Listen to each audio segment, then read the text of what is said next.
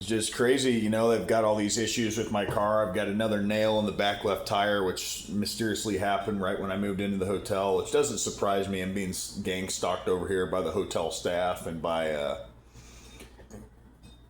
hotel staff and by, perps that pull up in the parking lot. How you're being stalked is just that. I mean, the timing you'll pull in or pull out, and hotel staff will be gawking at you, staring at you, checking your car out, checking to see when you get out of your car what you're pulling out of your car, what belongings you got, what items you got, usually stuff that they don't have or own, that they're thinking that how do we get this guy out of his stuff? How do we get what he's got? And I've done all this and still been able to build assets and business materials and supplies even while being gang stalked. I still have steady work weekly, still able to afford my hotel and still save a little bit of money.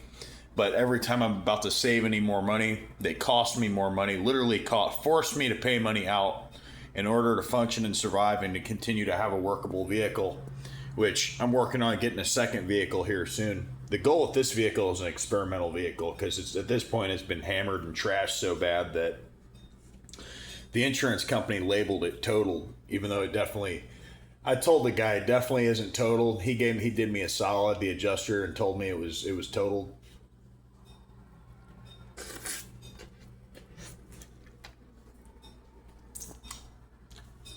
Which gave me more money than what if it wasn't totaled. So really the guy was just trying to help me out. I told him the situation, man, I'm being stalked and being targeted. And he kind of helped me out. He helped me out with that. And at that time, that was like over $5,000. I was driving rentals when I should have just taken the car that day and fixed the whole thing.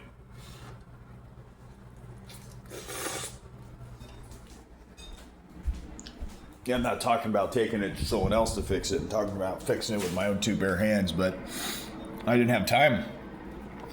They bombarded me with an illusion of work, knowing that illusion of freedom was going to go to who? The rental company. I had paint in the back seat, so that I paid them off completely.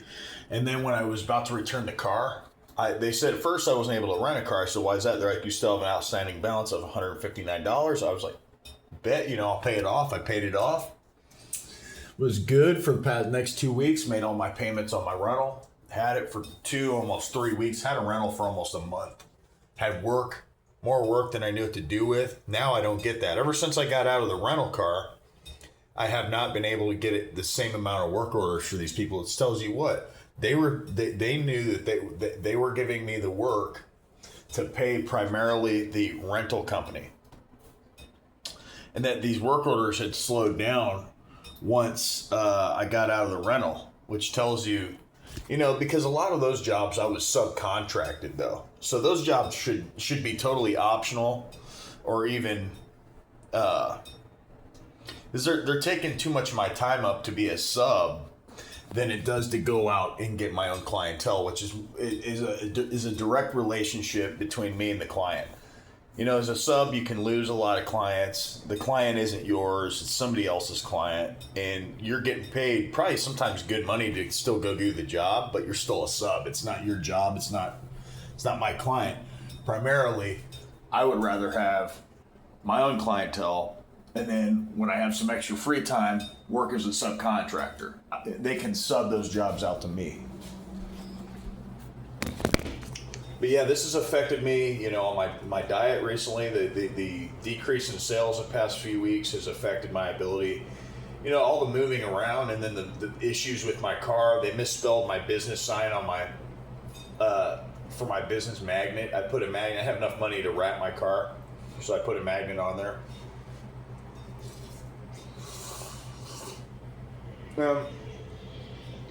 They misspelled one letter on there. I gave them 2 weeks. They had to take 2 weeks to do it, which only should take a day, a couple days, same week. They took a week and a half to 2 weeks just to do that and then misspelled it. And then they blamed me over there at Fast Signs on Allisonville Road. They blamed me for not being, pretending to be an English teacher that wants to proofread this shit.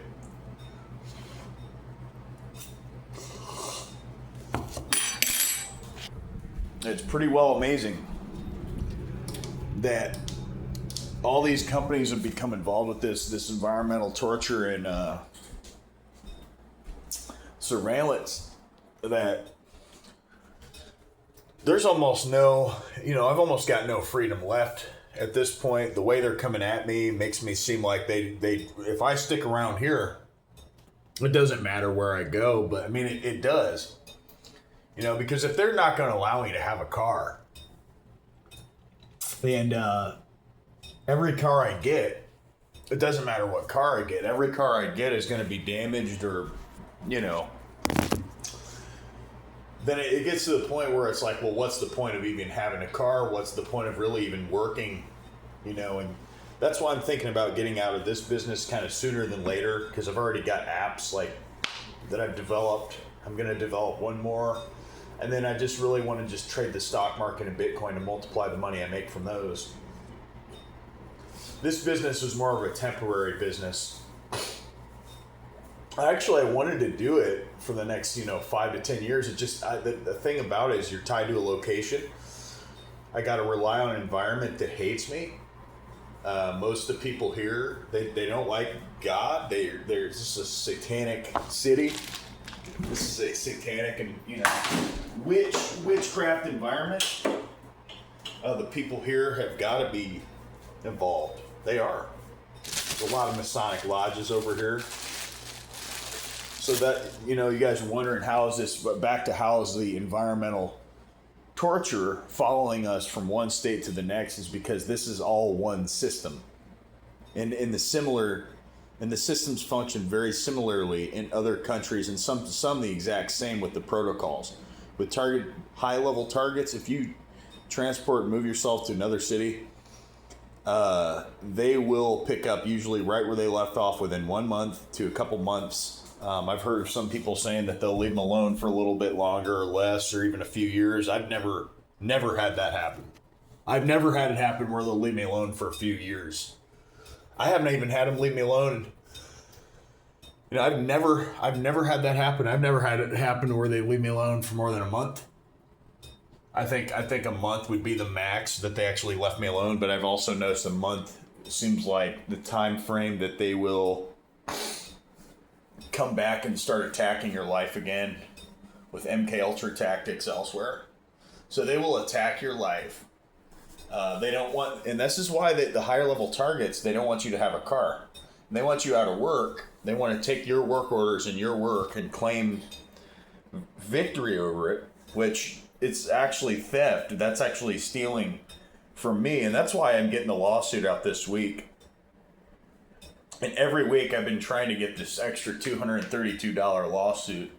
But I've either been distracted with car repairs, constant, since I got in this wreck, and then I've almost fixed everything. I put a new headlight on. All I got to do now is get a new fender, an ABS sensor. But now the timing is routine car oil change, brake pads. Now I've got a nail in my tire. They keep hammering my car along with routine maintenance. That big wreck I had was on June 6th of 2026. And, AT&T, USIC, universities, they're using construction companies, utility companies, municipality companies, different jurisdictions from police departments, state and federal law enforcement, FBI, COINTELPRO. We've got drone surveillance at this hotel. They're using all of this stuff against targeted individuals. They're isolating you so you can't date, you can't reproduce. They don't want you to get married. They don't want you to have any friends. They basically turn your whole life upside down. They're trying to totally kill certain targets that they view as public dissidents, people who are whistleblowers, outspoken, in some way, shape, or form, are just a problem and difficult to control. This whole system's about control, blackmail, Have we seen it in Washington, D.C.? That's a whole blackmail. The government's a blackmail ring. The whole government, we've seen that they don't want to prosecute certain people. It's a blackmail ring. Meaning everyone's got dirt on everyone so that nobody will speak out, so that everyone shuts up, because it's just a big criminal mafia, criminal syndicate over there in Washington, D.C. And not only there, but, you know, the whole system at large is a criminal network. It's ran by these cults. These secret society cult members. And let's, you know, somebody can't tell me, you know, they're part of a secret society, but they're not a cult member. You are a cult member. You're in a cult. If you're in a secret society, you are in a cult. That is what you are part of. You are in a cult.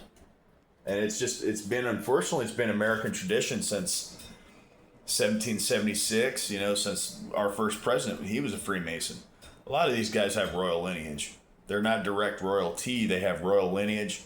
Okay, they have the certain bloodlines set up to take positions of authority. Okay, to take positions of control, literally. With that, guys, I am going to get out of here. I don't have all day to speak on this problem. This is amazing.